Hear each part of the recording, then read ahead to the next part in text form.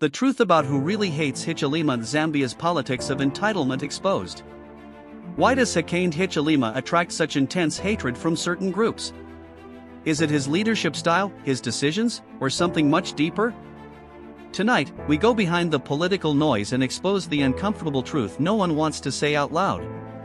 From tribal politics to old networks of entitlement, this story reveals the real forces shaping Zambia's most emotional political divide. Once you see the patterns, you will understand why the hatred has nothing to do with policy, and everything to do with power. Stay with us, this is an analysis you won't forget. Good day, viewers. Welcome to another edition of the InspirAfrica Official. I'm Nakash.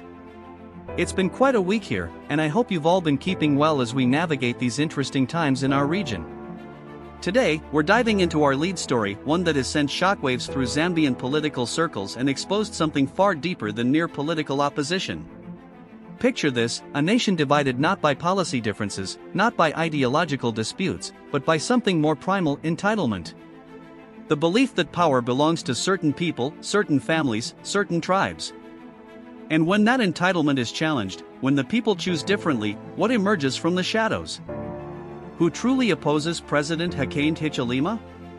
Is it principled politicians fighting for alternative visions? Or is it something darker: former power brokers who believed the presidency was their birthright, their inheritance, their trophy to pass among themselves? Why has Zambia's political discourse descended into such vitriol? Why do we see personal attacks replacing policy debates? Why does criticism of this administration so often veer into ethnic dog whistles and tribal innuendo? And here's the question that cuts to the bone: what happens to a democracy when a significant portion of the political class cannot accept that voters made a different choice? When they view electoral defeat not as the people's verdict, but as theft of what rightfully belonged to them?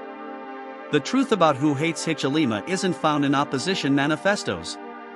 It's written in the bitter words of those who cannot stomach that power slipped through their fingers and went to someone they never believed deserved it. This video reveals the deeper forces driving emotional, tribal, and political hostility toward HH. If you want a factual, unbiased understanding of Zambia's political psychology, this is the analysis you need.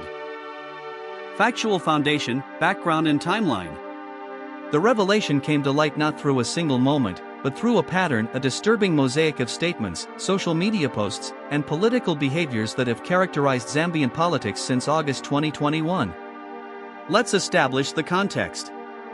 On August 12, 2021, Hakainde Hichilema won Zambia's presidential election with 2,810,757 votes, 59.02% of the total, defeating incumbent Edgar Lungu, who received 1,814,201 votes. It was a decisive victory, described by international observers as free, fair, and transparent. But what should have been a moment of democratic celebration became the beginning of something else entirely. Within days of the results, murmurs began. Not the normal opposition grumbling you'd expect in any democracy, but something more visceral. Former ruling party officials began circulating narratives that questioned not just Hichilema's policies, he hadn't even implemented any yet, but his very right to lead. Whispers about his ethnic background, his business success, his wealth. The subtext was clear: how dare this person occupy State House? By September 2021, social media became a battlefield of ethnic stereotyping. Tribal slurs that had been dormant for years resurfaced with venomous intensity. Political analysts noticed the pattern: criticism of Hichilema rarely centered on governance proposals or policy alternatives. Instead, it attacked his identity, his legitimacy, his worthiness. Former government ministers, who had presided over mounting national debt and economic decline, suddenly positioned themselves as victims of persecution, not for their actions in office, but simply for losing power. The narrative shifted from "we'll do better next time" to "this election was illegitimate, this president is illegitimate." By mid-2022, the pattern was undeniable. Opposition to Hichilema had calcified not around policy disagreements, but around a politics of entitlement, the belief that certain people are meant to rule, and others are meant to follow. Direct evidence. The evidence speaks for itself. Let's hear directly from those involved.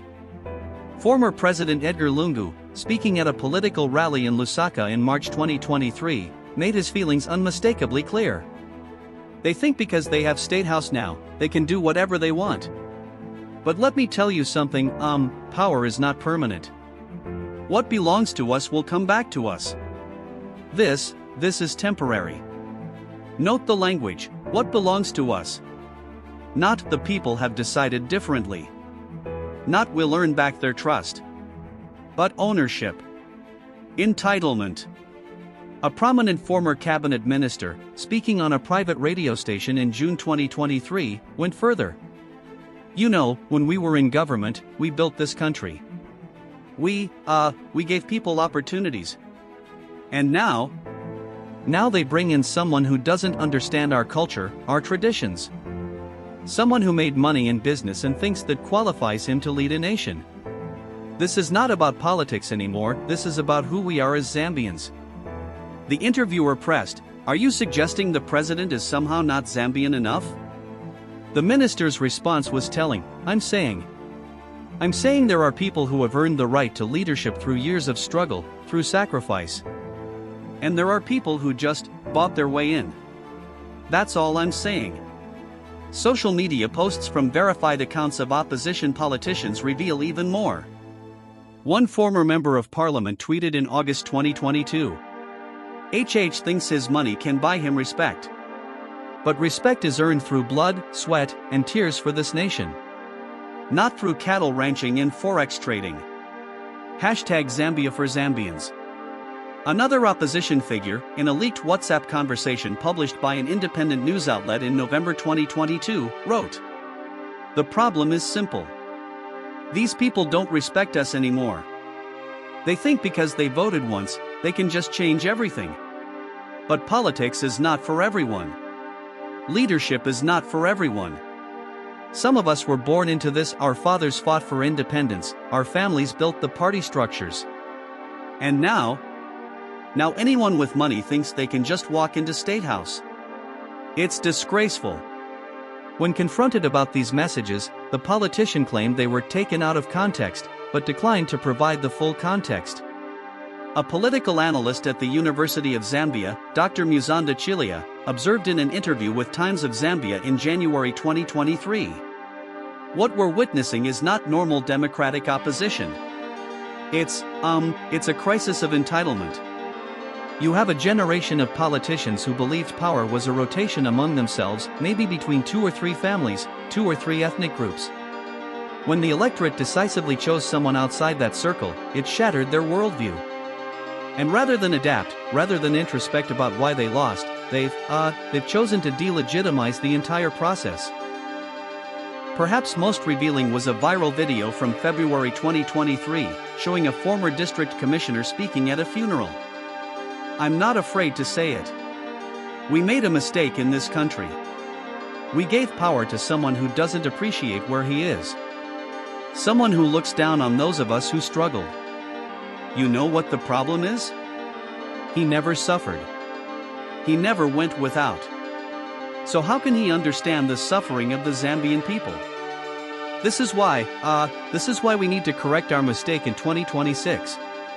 We need to bring back real leadership. Leadership that comes from the soil, not from bank accounts." The crowd erupted in applause, a chilling reminder that these sentiments resonate with some segments of the population. Deeper analysis. So what does all this reveal about Zambian politics, and what are the broader implications? First, we're witnessing a fundamental tension in African democracy, the conflict between electoral mandates and political entitlement. Across the continent, we've seen this pattern repeat. Political elites who view governance as their inheritance struggle to accept when voters choose differently. They don't see it as the people have spoken. They see it as the people got it wrong.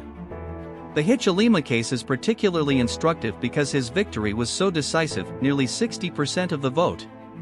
There's no ambiguity here. No disputed margins.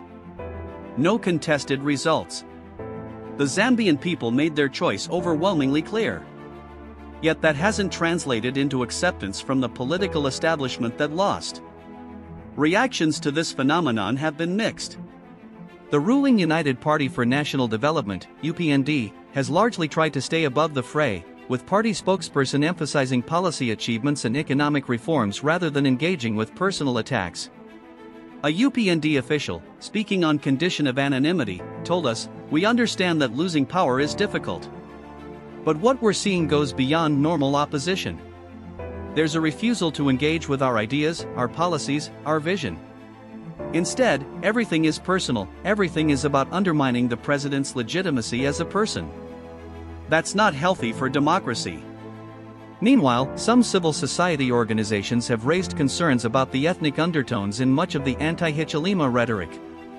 The Foundation for Democratic Process, FODEP, issued a statement in April 2023 warning about the weaponization of ethnicity in political discourse and calling on political leaders to debate policies, not identities. International observers have also noted the pattern. A European Union delegation report from late 2022 observed that, while Zambia's democratic institutions remain strong, there are concerning trends in political rhetoric that could undermine social cohesion if left unchecked. Legal questions have emerged as well. While political speech is protected, some analysts argue that ethnic incitement crosses a line. The question is, where's that line? When does criticism of a president become delegitimization based on identity? Constitutional lawyer Elias Munchu weighed in during a podcast interview, "Democracy requires loyal opposition. The key word there is loyal to the democratic process, loyal to the Constitution, loyal to the principle that voters decide. What we're seeing from some quarters isn't loyal opposition. It's an attempt to undermine the very legitimacy of the electoral outcome because they don't like who won." There's also the generational dimension. Many of the loudest critics of Hichilema come from a generation of politicians who came of age during one-party rule or the early multi-party era. They learned politics in a system where power was negotiated among elites, not truly contested through elections. The idea that someone outside their circles, someone who made his fortune in business rather than politics, could win the presidency challenges everything they understand about how power works. But perhaps the most troubling implication is what this means for 2026 and beyond.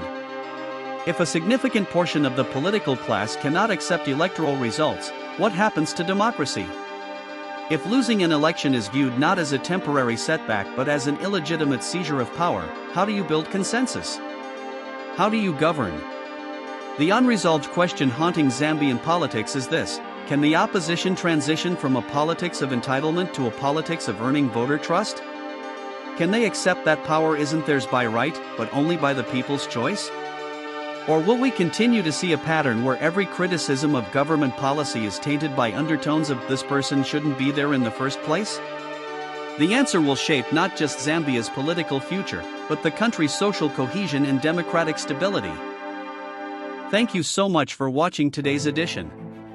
This is a story that goes far beyond one president or one election. It's about the very foundation of democratic governance and whether we can build systems based on merit and voter choice rather than entitlement and inheritance.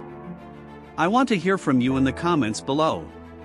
Do you think opposition to Hichilema is based on legitimate policy disagreements, or is there something deeper at play? Have you noticed these patterns in your own country's politics? What does healthy democratic opposition look like to you? This conversation is crucial for all of us who care about Africa's democratic future, so don't be shy to share your thoughts, your experiences, your perspectives. We'll be back tomorrow with more stories, more analysis, more truth-telling about the continent we love. Until then, this is Nakash, reminding you to stay informed, stay engaged, and never stop questioning. Take care, and see you in the next one.